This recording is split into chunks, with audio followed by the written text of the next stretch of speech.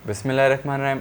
अस्सलाम वालेकुम। 144 news HD से मैं सनाउल्लाह और आप देख रहे हैं आज मलिक महमूद के साथ। जैसा कि आपको मालूम है, इस प्रोग्राम में हमारे साथ मौजूद होता है मलिक महमूद साहब। मलिक साहब, मैं आपको वेलकम करता हूँ।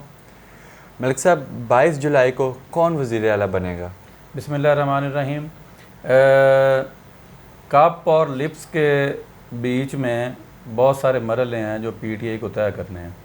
बज़ाहिर तो पीटीआई ने 188 सीटें हासिल कर ली हैं, इत्तेहादियों की सीटें मिला के, लेकिन इन सीटों को, इन मेंबर्स को 22 जुलाई को असम्बली हाल में भी होना चाहिए जब वोटिंग होनी है चीफ मिनिस्टर के इलेक्शन के लिए, जो कि सबसे मुश्किल मरहला है। अब इसमें ये सवाल बहुत बड़ा सवाल है और बहुत कीमती सवाल है। उसकी वजह यह है कि चौधरी परवेज़ इलाही साहब का बतौर chief minister candidate Imran Khan का नामज़द करना, पार्टी के अंदर बहुत सारे इसमें धड़े मौजूद हैं जो कि इस बात को पसंद नहीं करते।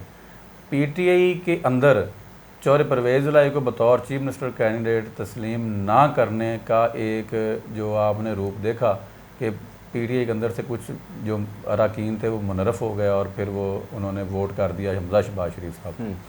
और अब भी वही सूरत हाल है कि ये एक डर मौजूद है कि 22 जुलाई को वो अरकान असम्बली जो कि चौधरी परवेज़ इलाही को बतौर चीफ मिनिस्टर कबूल नहीं करते पीटीआई के अंदर से, वो हो सकता है कि 22 जुलाई को ना आएँ और बतौर चीफ मिनिस्टर चौधरी परवेज़ इलाही साहब को वोट ना दें। अच्छा, अब इसमें एक सूरत हाल ये होगी। दूसरी ये है कि PMLN के साथ जो हुआ है उसके बाद ज़ाहिर है वो भी ज़ोर लगाएगी। राणा सनाउल्लाह साहब इंटीरियर मिनिस्टर बैठे हुए हैं, फिर वो पंजाब के सदर भी हैं, फिर हमजा शहबाज शरीफ साहब फ़िलहाल वज़ीर आला बैठे हैं पंजाब के, तो ज़ाहिर है वो भी हाथ पाँव तो मारेंगे। वैसे तो नहीं चुप करके बैठ जाएंगे और 22 जुलाई को वज़ारत आला दे देंगे। ज़ाहिर वो अपनी तरफ से कोशिश करेंगे और वो भरपूर कोशिश करेंगे कि किसी तरीके से ये इलेक्शन जो है वो जीता जाए। और उनके मेंबर और जीतने का सिर्फ एक ही हल है कि या तो मेंबर्स असम्बली में आए ना, गैर हाज़िर हों 22 जुलाई को, और दूसरा ये है कि वो रिज़ाइन करें पीटीआई के मेंबर्स। तो अब इसमें देखें क्या बनता है। लेकिन मेरे हिसाब से अगर मेरा आप ज़ाती तौर पर तजिया लें तो मैं तो खड़ा हूँ 50-50 पे कि इसमें कुछ भी हो सकता है, क्योंकि कप और लिप्स के बीच में अभी बड़े मरहले हैं जो कि तय करने हैं PMLN ने भी और PTI ने भी। मलिक साहब, PMLN अपने ही घर से हार गई, इस बारे में आप क्या कहेंगे? इसमें PMLN ओवर कॉन्फिडेंस का शिकार हुई है। असल में एक इसकी वजह यह भी बनी है कि जो कैंडिडेट्स 2018 में जिन्होंने इलेक्शन लड़ा था, इन्हीं कैंडिडेट्स के ख़िलाफ़ जिन्हें PMLN ने अब टिकट दिया है, जो कि अब इस बाई इलेक्शन में PMLN के टिकट से लड़े हैं, इन्हीं के ख़िलाफ़ PMLN के कैंडिडेट्स ने 2018 में इलेक्शन लड़ा था और वो सेकंड नंबर पे आए थे और उन्होंने बड़े वोट लिए थे। वो थोड़े से 1000, 2000, 5000, 10,000 के 7000 के मार्जिन से उन्होंने लूज़ किया था। अब यहाँ पे उनको टिकट नहीं दिया गया, टिकट इनको दे दिया गया। और एक तो ये था कि वो इनके ख़िलाफ़ थे और उनको जो है वो प्रॉपर तरीके से PMLN ने इंगेज भी नहीं किया, उनको मनाया भी नहीं प्रॉपर तरीके से जिस तरह के मनाना चाहिए था, और उस तरीके से उन्होंने भी कैंपेन में हिस्सा नहीं लिया जिस तरह उन्हें लेना चाहिए था वो कैंडिडेट्स जो PMLN के टिकट से 2018 में इलेक्शन लड़े थे।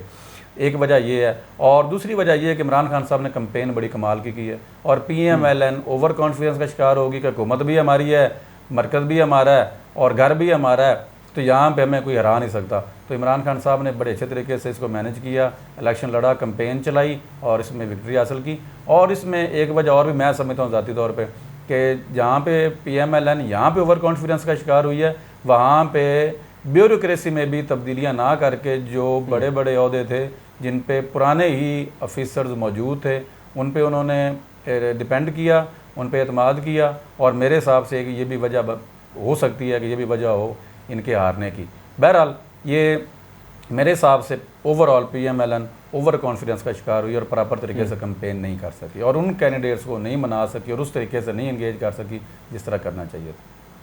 मलिक साहब, इमरान खान जीतने के बाद भी इलेक्शन कमीशन ऑफ पाकिस्तान से नाखुश है, इस बारे में आप क्या कहेंगे? ये बात दुरुस्त है आपकी। उसकी एक वजह यह है कि इन सीटों से वाकई जो इमरान खान साहब को खुशी हासिल हुई है उसके पीछे एक गम है जो कि इन खुशियों से ज़्यादा वज़नी है।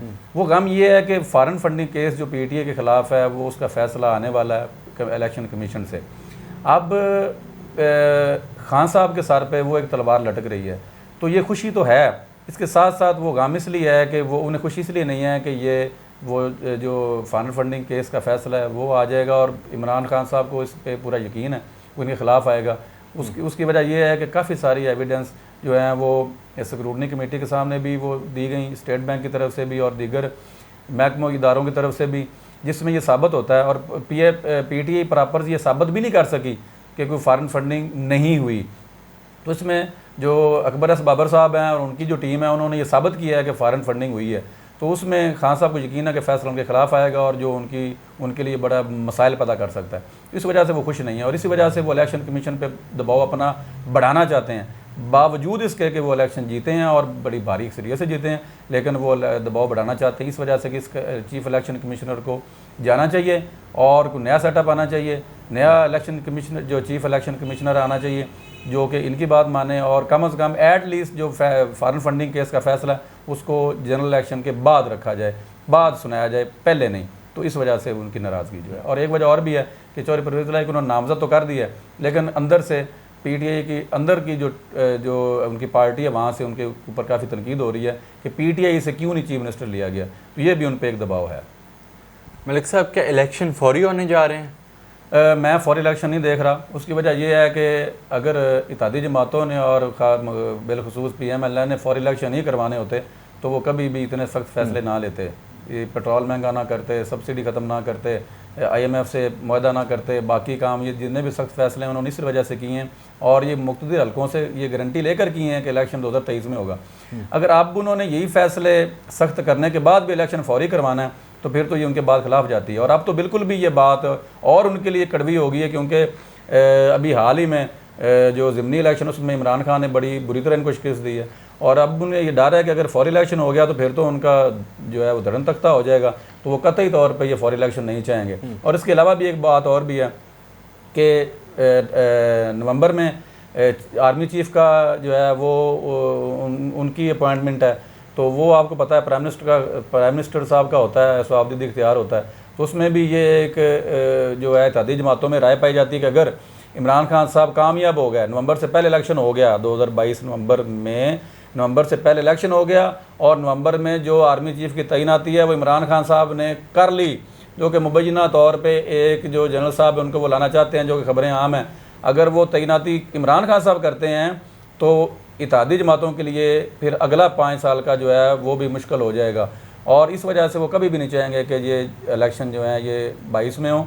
और सख्त फैसले भी कर लिए और उसके बावजूद ये आवाम से भी लानतें ले लीं और बुरे बन गए और फिर अब इलेक्शन भी करवा दें। इतने बच्चे तो वो नहीं हैं, कोशिश वो हमेशा वो करेंगे कि इलेक्शन 23 में हो। हाँ, अनटिल अनलेस के मुख्तलिफ हल्कों की तरफ से कोई ऐसा प्रेशर ना आ जाए कि इन्हें इलेक्शन अनाउंस करना पड़े, अदरवाइज़ मैं इलेक्शन 2023 नवंबर में ही देख रहा हूँ, इससे पहले नहीं। हाँ, एक सूरत इसमें और है, इमरान खान साहब अगर फौरी इलेक्शन चाहते हैं उनके पास एक ऑप्शन अब आ गया कि अगर पंजाब में वो हुकूमत बनाने में कामयाब हो जाते हैं 22 जुलाई को तो ठीक है। ये अगर मैंने इसलिए कहा है कि ये 50-50 है क्योंकि PMLN भी पूरा जोर लगाएगी। अगर PTI पंजाब में गवर्नमेंट बनाने में कामयाब हो जाती है 22 जुलाई को तो फिर ठीक है, खान साहब के पास KPK में भी गवर्नमेंट है, पंजाब में भी आ जाएगी। अगर आ जाती है तो ठीक है, पंजाब में वो असम्बलियाँ डिज़ोल्व कर दें, KPK में भी डिज़ोल्व कर दें, तो फिर प्रेशर पड़ेगा फेडरल गवर्नमेंट पे, फिर उन्हें जाना पड़ेगा अल्टीमेटली जो है इलेक्शन की तरफ जाना पड़ेगा, फिर और कोई ऑप्शन नहीं बचता। फिर ज़ाहिर मुख्तलिफ हल्के भी उन पर प्रेशर डालेंगे कि अब इलेक्शन के सिवा कोई चारा नहीं है। ये 2 ऑप्शंस हैं। इसके अलावा मैं नहीं समझता कि इत्तेहादी जमातें और PMLN बिलखुसूस वो इलेक्शन में जाएंगी। सिंध उनके पास है और वो उनके इत्तेहादी हैं, पीपल्स पार्टी, तो ऐसी कोई बात नहीं, ना ये इलेक्शन करवाएंगे। बिल्कुल भी इलेक्शन के हक़ में इत्तेहादी जमातें नहीं हैं। जो मैंने 2 वजह बताई, अगर वो ना हुई तो फिर इलेक्शन 2023 में ही होगा। बहुत बहुत शुक्रिया मलिक साहब आपके टाइम का। 144 न्यूज़ HD से फिल वक्त इतना ही इजाज़त चाहता हूँ।